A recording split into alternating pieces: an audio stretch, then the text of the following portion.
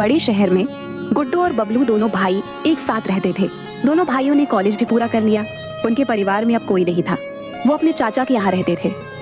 अब हमारा कॉलेज भी पूरा हो गया। मुझे लगता है भाई कि अब हमें कोई बिजनेस कर लेना चाहिए। हमें उसके लिए बहुत पैसे चाहिए होंगे जो हमारे पास नहीं है। हम चाचा से पैसे ले लेते हैं। उन्होंने हमें पढ़ाया लिखाया है, हम उनसे पैसे कैसे ले सकते हैं? अब हमें कमाकर उन्हें देना चाहिए, क्योंकि चाचा ने ही माँ बाप के जाने के बाद हमें पाला है। भाई मुझे लगता है कि हमें अपनी पुश्तैनी हवेली बेच देनी चाहिए और फिर उसके बाद हम अपना और चाचा दोनों का जीवन बदल सकते हैं। हाँ बात तो ठीक है। फिर कल सुबह अपने गांव राघवपुर के लिए निकलते हैं। वैसे भी वो हवेली खंडहर है, उसे रखने का कोई फायदा नहीं है। बबलू और गुड्डू सुबह की योजना बनाकर सो गए। अगली सुबह दोनों भाई उठकर राघवपुर के लिए बस में बैठकर निकल गए और कुछ घंटों बाद अपने गांव पहुंच गए। अब यहाँ कैसे पता चलेगा कि हमारा घर कौन सा है? चाचा ने बताया तो था कि जो सबसे बड़ा घर होगा वही हमारा घर होगा। हाँ, और सबसे पुराना भी होगा। कोई नहीं, चलकर ढूंढते हैं। दोनों भाई अपनी पुश्तैनी हवेली ढूंढ रहे थे कि तभी उन्हें एक आदमी राजू मिला। अरे भाई, ये राघवपुर गांव ही है ना? नहीं, ये जनकपुर है। लेकिन बस वाले ने तो यही उतारा था। जब बस वाले ने यही उतारा था तो यही होगा। अजीब पागल है, जो पूछ रहा हूँ उसका सीधा सीधा उत्तर नहीं दे रहा है। तुझे मैं पागल लगता हूँ क्या बे? ठीक है भैया, हमारी गलती है। अब हमें ये बता दीजिए कि यहाँ सबसे पुरानी हवेली के लिए रास्ता कहाँ से जाता है? मेरी उम्र बहुत ज्यादा हो गई है, लेकिन मैंने कभी इस रास्ते को कहीं भी जाते हुए नहीं देखा है। शायद जाना तुमको ही पड़ेगा। ठीक है भाई, तुम हमें माफ कर दो, हम खुद चले जाएंगे, ठीक है? मेरी मर्जी, मैं तुम्हें माफ करूं या नहीं है? अजीब आदमी है यार। चलो भाई चलते हैं। इसके सच में ही स्क्रू ढीले हैं। राजू अकेले ही खड़े होकर हंसने लगा। गुड्डू और बबलू दोनों पुरानी पुश्तैनी हवेली को ढूंढने के लिए आगे बढ़ गए। दोनों राघवपुर की गलियों में इधर से उधर देख रहे थे। तभी उन्हें एक बड़ी सी हवेली दिखाई दी जो अब खंडहर बनने लगी थी। ओह, ये हमारी हवेली। इसको हम ढूंढते ढूंढते पागल हो गए थे। हाँ चलो, अब इसके अंदर चलते हैं और इसको 1-2 दिन में ही बेच देंगे। हाँ, हमें इसे जल्द से जल्द बेचना होगा। दोनों भाई अंदर गए। तभी अंदर से एक बूढ़ा व्यक्ति भीखू निकल कर आया। कौन है इस खंडहर में? आज कौन आया है? काका, आप कौन हैं? हम इस घर के मालिक हैं, लेकिन आप कौन हैं? इस घर के मकान मालिक? अरे कम से कम मुझ बूढ़े से झूठ मत बोलिए। तुम्हें क्या चाहिए मुझे ऐसे ही बता दीजिए। काका, आप भी कमाल करते हो। जब आपको बता दिया कि हम ही इस घर के मालिक हैं, फिर भी आप बेवजह हमारा समय खराब कर रहे हो। और काका, जवाब आपको देना चाहिए, क्योंकि आप हमारे घर में रह रहे हो। हम इस हवेली के वारिस हैं, गुड्डू और बबलू। ठीक है बच्चों, अगर तुम इस हवेली के अपने होने का दावा करते हो तो ठीक है, मैं मान लेता हूँ, लेकिन मैं इस घर की रखवाली करता आ रहा हूँ। ठीक है काका, आप हमारे परिवार के बारे में कुछ जानते हो क्या? मैंने इस घर के मालिकों की नौकरी की है, लेकिन मैं तुमको तभी कुछ बता पाऊंगा जब तुम परीक्षा में सफल हो जाओगे। कैसी परीक्षा? इस घर के मालिक ने एक पुश्तैनी कुल्हाड़ी इस हवेली में गाड़ दी थी। तुम्हें उस कुल्हाड़ी को उखाड़ना होगा। लेकिन हम उस कुल्हाड़ी को क्यों उखाड़ेंगे? क्योंकि अगर तुम उस कुल्हाड़ी को उखाड़ पाए तो यह साबित हो जाएगा कि तुम इस घर के असली वारिस हो। कुछ समझे नहीं, आप कैसी बातें कर रहे हैं? कुल्हाड़ी उखाड़ना भी इतना बड़ा काम होता है क्या कि उसी से हमारे बारे में पता चलेगा? हाँ, अगर तुमने उस कुल्हाड़ी को उखाड़ दिया तो मैं मान जाऊंगा कि यह घर तुम्हारा ही है, क्योंकि इतने वर्षों से यहाँ अनेक दावेदार आ चुके हैं, लेकिन उस कुल्हाड़ी को कोई भी नहीं उखाड़ पाया है। ये कैसी परीक्षा है? ये मेरे लिए अजीब है। मैं तुम्हें तुम्हारे माँ पापा के बारे में भी बताऊंगा। हमारे माँ पापा का देहांत हो चुका है। इसके अलावा कुछ और भी रहस्य है। अगर ऐसा है तो ठीक है, हम दोनों परीक्षा देंगे, लेकिन उस कुल्हाड़ी को उखाड़ने के बाद क्या होगा? ये सब तो तुम्हें कुल्हाड़ी उखाड़ने के बाद ही समझ आएगा, क्योंकि जादुई कुल्हाड़ी है तो कुछ तो खास होगा। ठीक है, कुल्हाड़ी कहाँ है? बेटा देख लेना, अगर तुम सच में इस हवेली के वारिस हो तभी इस कुल्हाड़ी को उखाड़ने की कोशिश करना, वरना जान से भी हाथ धो सकते हो। हम सही हैं, इसलिए हमें कोई डर नहीं है। इसलिए अब जल्दी से उस कुल्हाड़ी के पास ले चलो। भीखू उन्हें हवेली के अंदर ले गया। वहाँ एक पेड़ था। ये पेड़ की जड़ में जो कुल्हाड़ी है, तुम्हें उसे उखाड़ना है, ठीक है? वैसे आज तक कोई पहली परीक्षा को ही पास नहीं कर पाया है। अगर तुमने इसे उखाड़ दिया तो मैं तुम्हें आखिरी परीक्षा दूंगा। इतनी सी कुल्हाड़ी के लिए हमें डरा रहे थे। इसको उखाड़ना मेरे बाएं हाथ का काम है।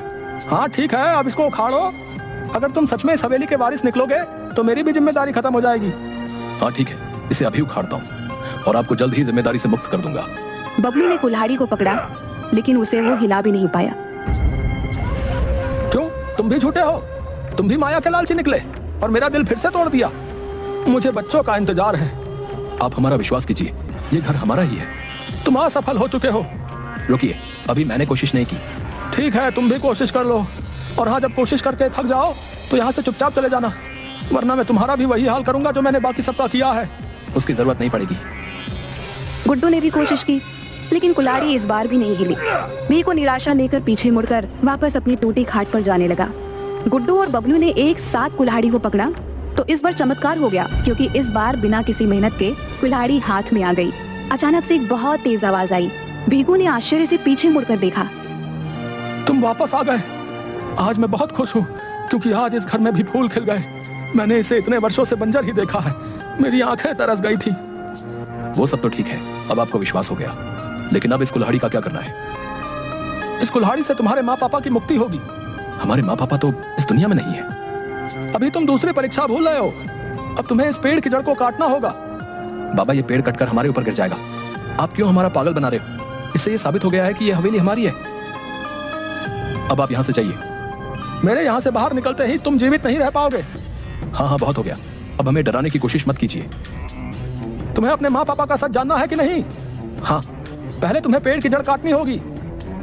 गुड्डू ने कुल्हाड़ी हाथ में लेकर पेड़ की जड़ काटनी शुरू कर दी, लेकिन पेड़ की जड़ पत्थर के समान थी। वो कट ही नहीं पा रही थी। गुड्डू को पसीने आ गए। फिर बबलू ने कोशिश की, वो भी थक कर दूर बैठ गया, लेकिन गुड्डू ने हिम्मत नहीं हारी और फिर से कोशिश की, लेकिन इस बार उसकी मेहनत रंग लाई। पेड़ की जड़ कट गई और फिर उसमें से एक पीला प्रकाश निकला। देखते ही देखते पूरा घर पीले प्रकाश से भर गया, जिसके बाद पूरी हवेली नई हो गई और दोनों की माँ पापा भी बाहर निकल आए। वो भी आजाद हो गए। दोनों भाइयों को विश्वास नहीं हो रहा था कि वो अपने माँ पापा से मिल रहे हैं। मैं जानता था कि हमारे बच्चे हमें आजाद कराने आएंगे। आज वर्षों बाद मैं अपने बच्चों को देख पा रही हूँ।